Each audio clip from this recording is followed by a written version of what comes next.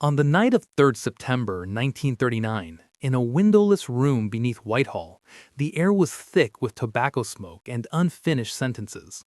Britain had declared war on Germany at 11:15 a.m. The crowds outside cheered, but below ground there was no triumph, only calculation. Winston Churchill, newly appointed First Lord of the Admiralty, stood over a map lit by a single desk lamp. Red pins marked the coast. Thin pencil lines reached inland, fragile and precise. They represented something few in the room fully understood: radar. Churchill had waited years for this moment. Not the war itself, but the test. For more than a decade, Britain had prepared for a conflict it could not win by numbers alone.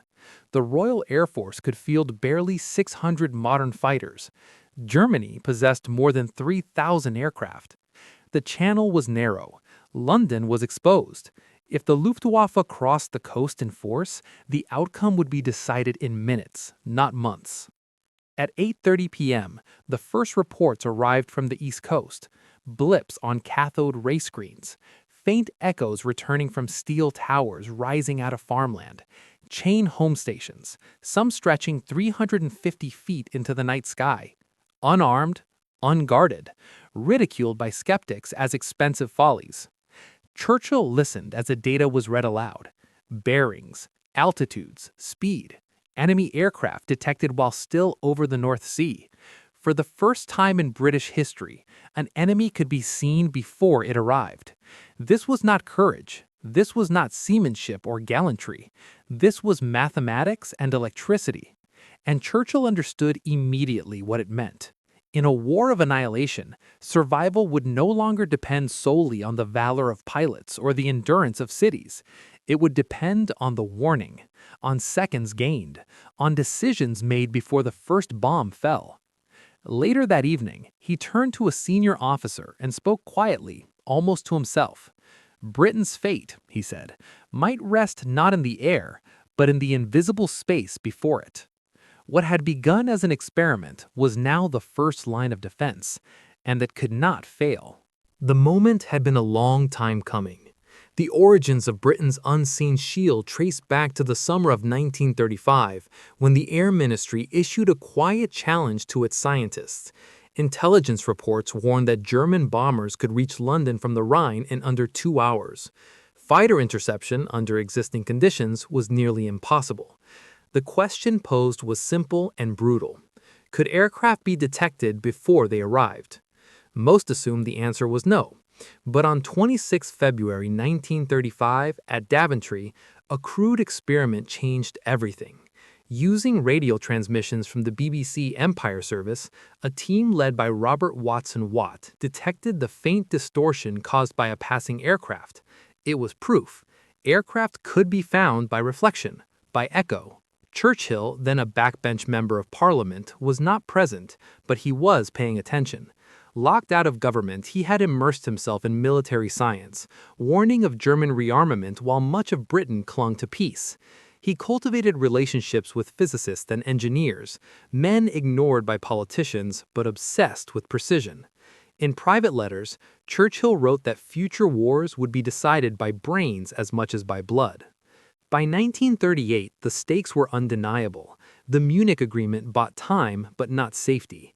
Germany continued to build bombers, Heinkel H-111s, Dornier D-017s, designed not to fight but to terrorize cities. British planners estimated 50,000 civilian deaths in the first weeks of the war. Morale, they feared, would collapse. Radar offered a different arithmetic. Chain home stations began rising along the coast from the Wash to the Isle of Wight. They were immobile, exposed, and impossible to conceal.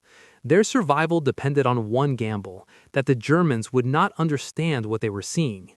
Inside Fighter Command under Air Chief Marshal Hugh Dowding, radar data was fused with observer reports and telephone lines into a single system. For the first time, aircraft were not scrambled blindly. They were guided, directed, preserved. Churchill grasped the political danger as clearly as the military promise. If radar failed, it would not be a technical error. It would be a national catastrophe. Parliament would not forgive money spent on towers instead of planes, nor would the public forgive a government that trusted machines over men. Yet, by the spring of 1940, as France staggered and fell, Churchill returned to office, this time as prime minister. He inherited a nation on the brink. Evacuation at Dunkirk had saved the army, but left Britain defenseless. The channel now separates survival from extinction. In those days, Churchill spoke often of pilots, of the few, but in private he spoke differently. He knew that even the bravest men could not fight what they could not see. The battle ahead would be decided before the first dogfight ever began. On the morning of 10 July 1940, the first sustained blows fell. German aircraft struck shipping in the English Channel, probing defenses, measuring response times. The Battle of Britain had begun, though few yet called it that. From the radar stations along the coast, reports flowed inward, numbers, heights, headings, converted into colored blocks pushed across great tables in darkened rooms. Churchill visited one such room at RAF Uxbridge on 16 August, just after noon. Above ground, bombers droned toward London. Below, young women of the Women's Auxiliary Air Force moved markers with practiced speed. Every symbol represented lives in motion. Every delay meant death. The system worked, but only barely. Germany flew over 1,500 sorties a day at the height of the assault. Britain could answer with fewer than 700 operational fighters. Losses were irreplaceable. Pilots flew 4, sometimes 5 missions a day. Exhaustion hollowed their faces.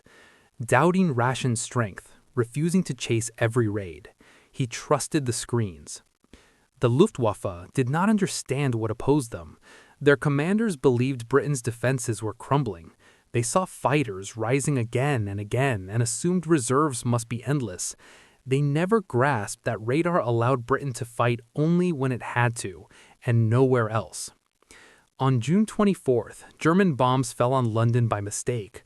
The following night, British bombers struck Berlin. The exchange was symbolic, but the consequences were real. Enraged, Adolf Hitler ordered a shift in strategy. Fighter command airfields were spared. Cities became the target. It was the turning point. Radar stations, though damaged at times, were never systematically destroyed. They were repaired within hours. The Germans did not press the advantage because they did not see it. Their intelligence failed them. Their pride blinded them. Churchill watched the change with a mix of relief and dread. Civilians now bore the burden. Night after night, London burned. Casualties mounted, over 40,000 killed during the Blitz. Yet fighter command survived. Airfields breathed again. Pilots rested. In a memorandum to his cabinet, Churchill wrote that the enemy has mistaken our nerves for our weakness. He knew the truth was harsher. Britain's margin of survival was measured in minutes and megawatts. If the radar chain failed through sabotage, power loss, or a single decisive breakthrough, the fighters would be overwhelmed in days. This was not heroism in the old sense. There were no charges, no banners, only signals, relays, and decisions made faster than fear. The war was being fought in silence, and silence, for now, held. By early September 1940, the strain reached its breaking point. On September 7th at 4:43 p.m., more than 300 German bombers crossed the Kent coastline in broad daylight, escorted by nearly 600 fighters. Radar stations detected them while they were still assembling over northern France. The warning traveled through buried cables, into operations rooms, across tables, and into the air, scrambling squadrons with minutes to spare. Churchill was in London when the bombs began to fall. From the roof of the Air Ministry, he watched smoke rise in towering columns from the East End. Docks burned, warehouses collapsed, the Thames reflected fire. Those close enough heard him mutter, not in anger, but in grim recognition. This was what the system was built for, not to prevent destruction, but to endure it. Inside cabinet meetings, pressure mounted. Some ministers demanded more visible retaliation. Others questioned Dowding's restraint, accusing him of passivity while cities burned. There were calls to abandon the radar-dependent strategy and take the fight aggressively across the channel. Churchill refused. In private correspondence, he acknowledged the cruelty of the choice. "The defense of our cities," he wrote, "is bound to be grievous." Yet he understood the central truth. Britain could not afford to fight on the enemy's terms. The radar system allowed selectivity. Without it, there would be chaos, fighters wasted, fuel squandered, pilots killed without purpose. The most dangerous moment came not from bombs, but from bureaucracy. By October, with the immediate invasion threat receding, voices within the Air Ministry sought to remove Dowding, viewing him as inflexible and obsolete. Churchill hesitated. He knew Dowding's methods were cold, almost mechanical. He also knew they had saved the nation. The decision was delayed, but not prevented. On 31st October 1940, the Battle of Britain was declared over. Germany had failed to achieve air superiority. Operation Sea Lion was postponed indefinitely.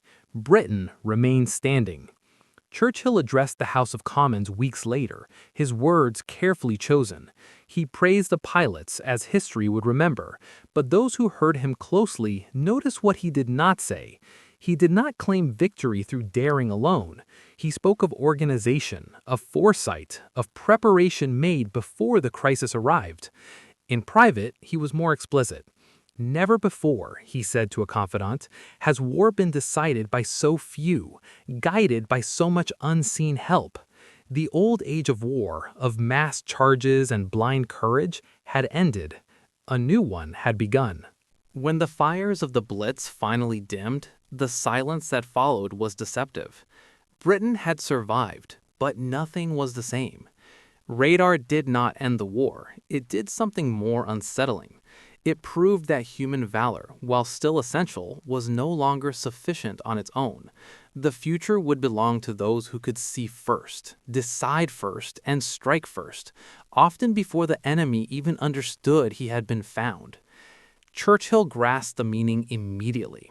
In 1941, he ordered further expansion of scientific warfare, improved radar, radio countermeasures, code breaking at Bletchley Park, proximity fuses, and guided bombing. The War Cabinet now listened as closely to physicists as to generals. Power was shifting from the visible to the invisible. Across the channel, German officers quietly admitted the failure. Post-war interrogations would reveal a stunning confession. They had seen the towers, but never understood their purpose. They believed Britain was simply reckless, wasting steel and manpower on static targets. By the time the truth emerged, it was too late. The consequences reached far beyond Britain. Every major power took note. The United States accelerated its own radar and air defense programs. The Soviet Union followed. Wars would henceforth be decided long before armies met. Inside laboratories, in research budgets, in signals rooms where decisions were made without applause. Churchill never romanticized the change. He mourned what was lost, the simplicity of heroism, the clarity of battle lines. Yet he accepted what could not be reversed. In one private remark, later recalled by an aide, he summed up the transformation with unsettling clarity.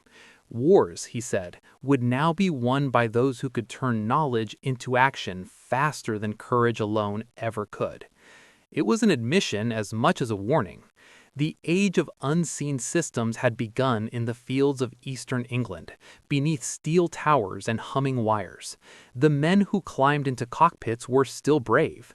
The cities that burned still suffered. But the balance of power had shifted forever. History would remember the speeches, the defiance, the resolve. But survival had depended on something quieter, something unseen.